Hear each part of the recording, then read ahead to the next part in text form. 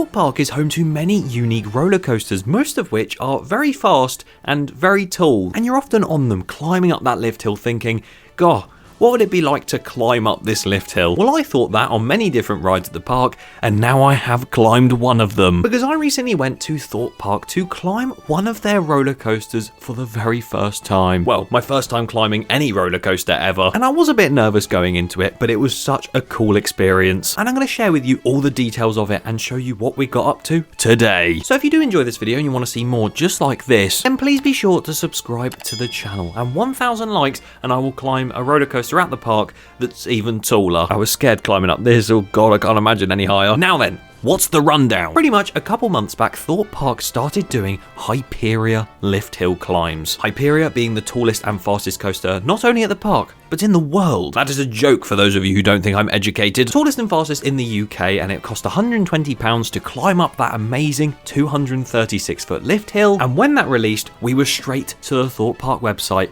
and booked a Colossus lift climb. You know, Colossus is just across from it. It's about the same height, isn't it, really? You get some really cool views. What's not to love about Colossus? Well, we found that out on our ride we had beforehand. This was a weekday, so the queues were dead. We decided to go in slightly early, take a ride on Colossus just to see, you know, what it's like up and running compared to when we see it later, acting like we'd never been on it before. Sitting down, our knees and legs were obviously very tightly squished in by the restraints and seats, ascended up the lift hill that we were literally sat there going, we're literally going to be up standing here in about an hour or two, drop down round into the different elements, and I usually love Colossus, and that time wasn't that bad, but there's just one or two bits on it that just bang your head back and forth, and then it's fine. Either way, I very much enjoyed my ride on that. It was so quiet in the station that they literally tried to fill the train again by keeping us all on. We then saw an empty train get sent round and we thought it was going to get transfer tracked off, and we were like, oh, are we getting a behind the scenes before the behind the scenes? But no, it just sat there for a while, and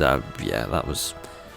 it existed. On the brake run. The time ticked by, and then it was time for us to climb the Colossus lift hill. This was done after park close, of course. We're not just going to walk up the ride when it's open and there's guests. So, hey, give us a high five all the way up the lift hill. It was done after park close, and it wasn't done in the way that Ali Law did it. We went to the marquee near the Swarm. We had a nice video brief introduction all about safety being paramount, and obviously that we're going to climb a roller coaster. What are we? Showing us how to strap on our harnesses and stuff, and then we got suited and booted for the climb. We then walked over to Colossus, which was really strange because obviously the park is shut at this point. There is no one around, and you're just walking around lugging a heavy harness on you. Had a brief rundown on what's going to happen outside the entrance for the ride, and then had a lovely photo taken. Oh, look at me and Marcus. And then we headed into the queue line, where they actually took a weird route towards the exit of the ride through the queue line and let us walk in to the station, where all of the house lights were on the emergency lights and there was no train to be seen, other than just outside the station on the brake run again,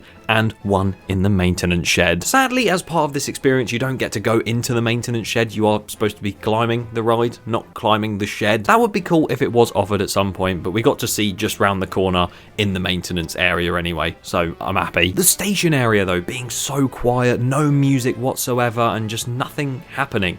It was very strange, considering an hour before we were literally on the ride and there was loads of sounds, loads of shouting, everything like that. It was just weird to hear it in silence. Every time you wanted to cross the platform for the ride, you had to take an alternate route through the queue line, even though if health and safety wasn't there, you could literally step over the track by going...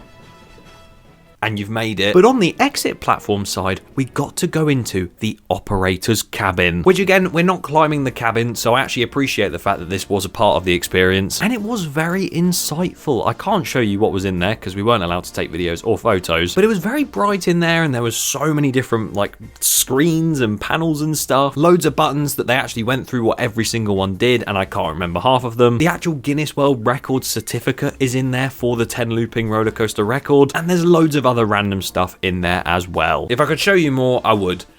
But like I said, I can't. That was when we then took the long trek again through the queue line out and then back into the queue and then onto the other side of the platform to actually climb the lift hill of the ride. One quick little video of myself really blurrily just going, oh, and then it was time to ascend the lift hill. Now obviously with the harness on, we had this thing where we had to pull it up with our right hand all the way up the lift and make sure we could actually get through the different like connection points, so there wasn't no filming on the way up. You couldn't just have your phone dangling down, just sort of like filming as well, because it would just be going. You needed to focus whilst you went up, and my god did I need that.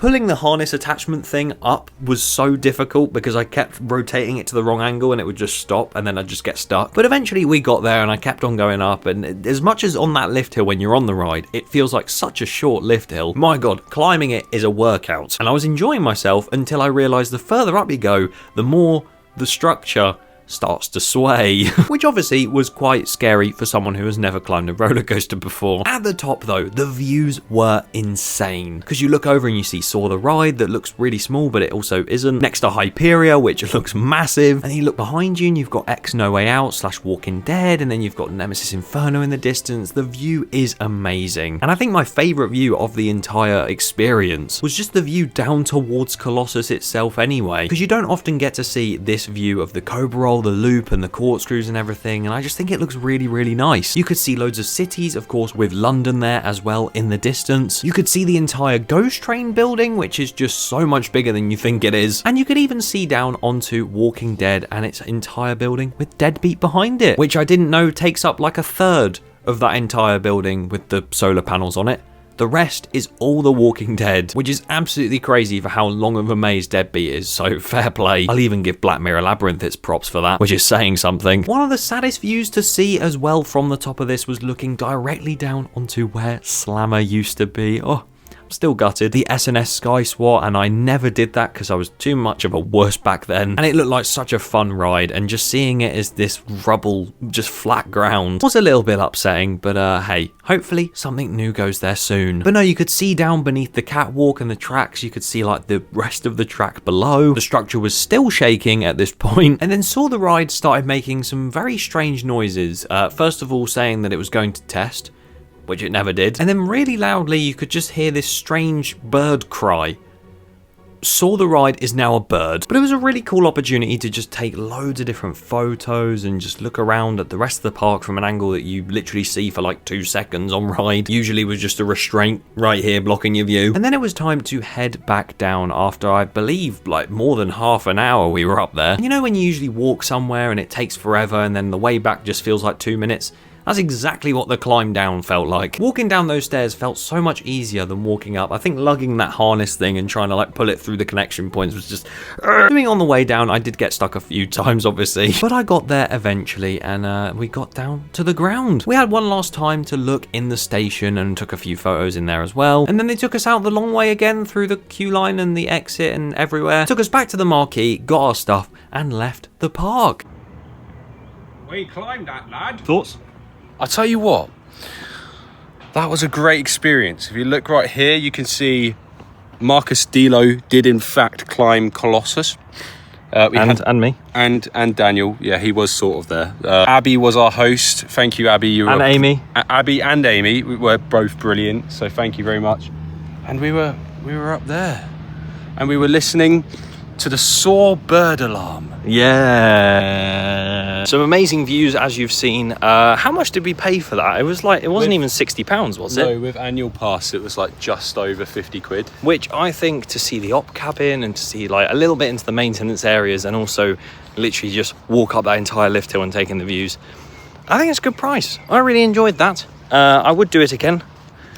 And also you get a pin badge and a lanyard with your ID card on it, which we don't have because the printer's not working. I enjoyed that a lot. Who knows, maybe you'll see us do another lift climb at some point in the future. Maybe Hyperia, one taller. What he said, we're going to be doing another one taller. But if this video hits 1,000 likes, the amount we paid for this, I would 100% recommend it. Not only do you get to see in the op cabin, you get to see in the station, you get to see everything after the park's closed. You obviously get to climb that lift hill and get some really cool views, speak to the staff about like different stories they have or even just about the ride. And then you get the certificate and this lanyard with the card that eventually came. Wow. As said, we will do more. Subscribe so you don't miss future coaster climbs and just future everything in general, because I post so many unique videos on this channel, and yeah, subscribe so you don't miss them. Goodbye!